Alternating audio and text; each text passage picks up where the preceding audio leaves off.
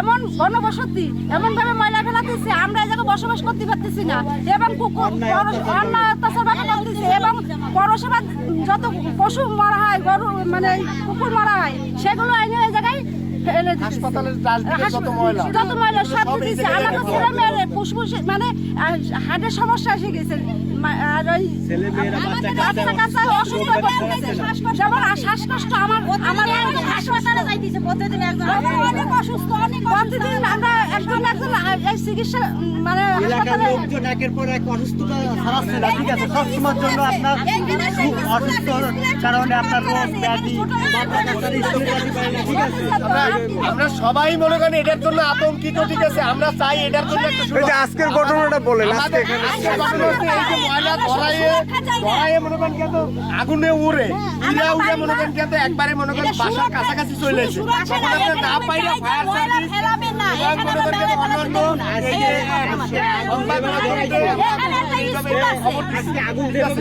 তারা যদি না আসতো হয়তো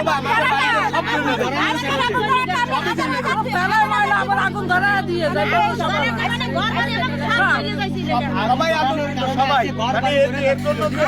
আগুন লাগার কারণে আমাদের মনে করেন কিন্তু বাড়ি ঘরে আগুন লেগে যেত। আমরা ঘর থেকে মনে করেন বের হয়ে আইছি রাস্তায় আইসে এই যে মনে করেন কিন্তু এই আগুন নিবানোর জন্য দমকল বাহিনীর খবর দিছি। খবর দিলে তারা এসে আগুন যদি না নিবাইতো তাইলে হয়তো বা আমাদের সব এলাকা ধরেই মনে করেন কিন্তু চলে যেত, এরকম একটা পর্যায়ে চলে আসছে।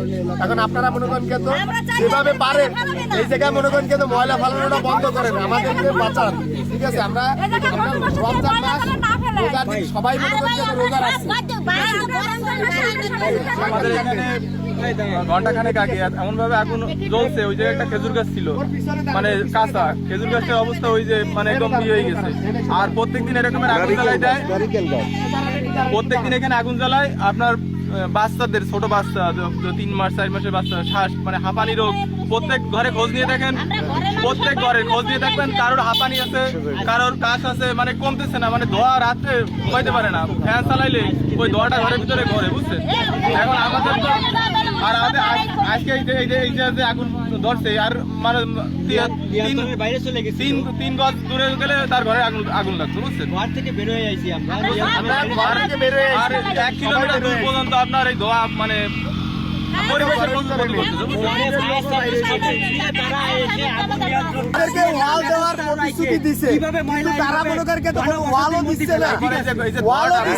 আপনাদের দাবি কি? আমাদের ওয়াল দিবে,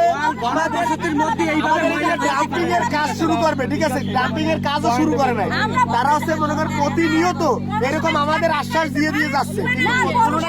আপনাদের কি মতামত কি? পৌরসভার ময়লাকে এখানে ফেলানো উচিত? এই ঘনবসতির মধ্যে পৌরসভার ময়লা ফেলাতে পারে না, ঘনবসতির মধ্যে পৌরসভার ময়লা কখনো ফেলাতে পারে না। এইভাবে লোকজনের মধ্যে এসে ময়লা ফেলাবে পৌরসভার আলাদা, এই ঘনবসতির মধ্যে এইভাবে ময়লা ফেলাবে না, মানুষ এখানে থাকতে পারে এইভাবে। আমরা তো আজকে তো আগুন যেভাবে ধরে গেছে নিয়ন্ত্রণ